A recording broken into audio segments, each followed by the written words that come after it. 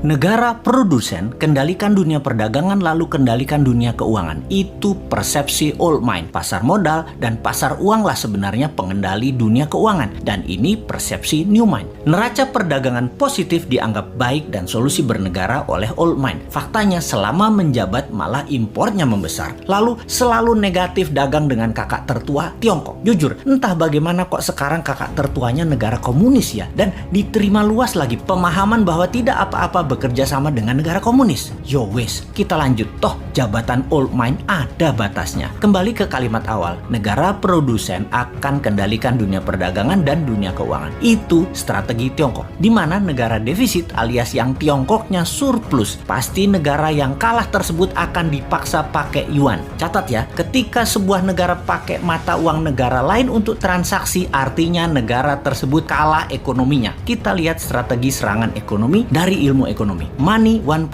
adalah uang hanya sebagai alat bayar pelancar transaksi. Kemudian uang menjadi alat modal yang disebut money 2.0.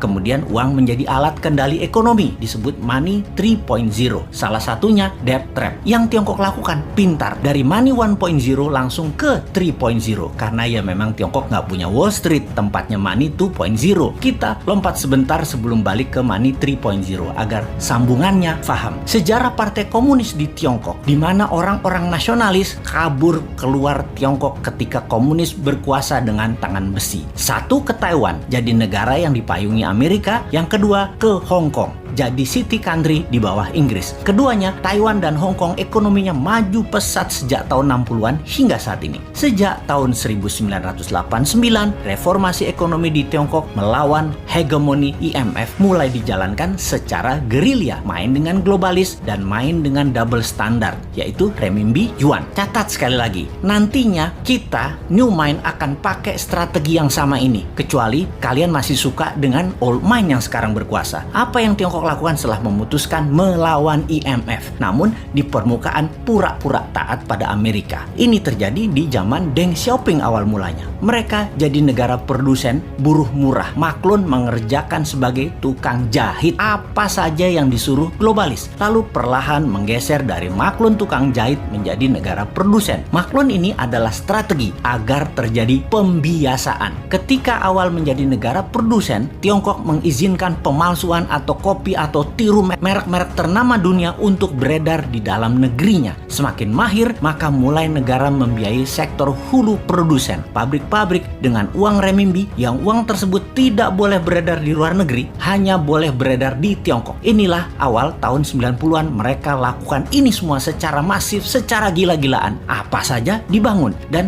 setelah menjadi pengendali produksi, mulai ekspansi di tahun 2013 dengan strategi BRI, yaitu Belt Road Initiative. Perlu banyak negara yang harus dikendalikan oleh Tiongkok. Perlu banyak negara yang penduduknya lapar dan pemimpinnya lemah agar mudah dikendalikan agar membeli barang-barang Tiongkok dan menggunakan mata uang Tiongkok. Awalnya dengan memberi pinjaman, namun bukan uang tetapi barang, seperti jalanan dibangunin. Pokoknya jadi barang. Jembatan dibangun jadi barang, pelabuhan, bandara, jaringan kereta api yang semuanya punya kesamaan, yaitu pelancar jalur angkutan barang guna menciptakan ketergantungan terhadap produk Tiongkok dan kelancaran distribusi barang. Kemudian kendali atas pasar yang kebetulan semua bergeser ke digital. Jadi strateginya adalah beli dan ambil semua jaringan marketplace milik pengusaha lokal sebuah negara agar isi produknya adalah barang-barang buatan Tiongkok. Begitu sudah tercapai ketiganya, maka tahap keempat, mata uang Tiongkok dipakai sebagai alat transaksi. Pertama, sebatas transaksi dua negara. Nanti tahap kelima sampai ke pasar-pasar tradisional bisa pakai yuan. Ingat, ketika keluar negeri, yuan yang disebut. Itu membedakan asal uang itu. Walau kalau ditanya di Tiongkok, bagi mereka sama itu yuan atau renminbi. Namun kita pahamlah, kita kan ngerti bernegara, ngerti bagaimana Tiongkok bermain, dan ngerti cara memainkannya. Sayang aja masih sedikit yang percaya dan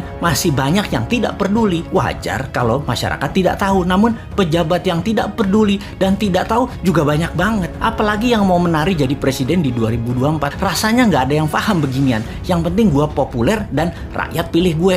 Lihat aja daftar 10 orang yang katanya calon presiden di lembaga survei. Kita review satu persatu. Paham nggak bernegara ala Tiongkok dan Amerika? Rasanya kagak ya. New Mind beda. Kita paham dan strateginya bukan ikuti keduanya, namun punya strategi sendiri untuk main 3 kaki awalnya dan menyalip di tikungan di tahun 2030 menjadi 3 besar dunia dan di 2045 menjadi negara superpower. Kalau hanya naik 7% setahun dan faktanya 5% pertumbuhan ekonominya, mimpi jadikan Indonesia negara superpower. Buktinya sekarang aja pakai yuan dagangnya, harusnya pakai rupiah. Bos, itu artinya kalian old mind geblek bernegaranya.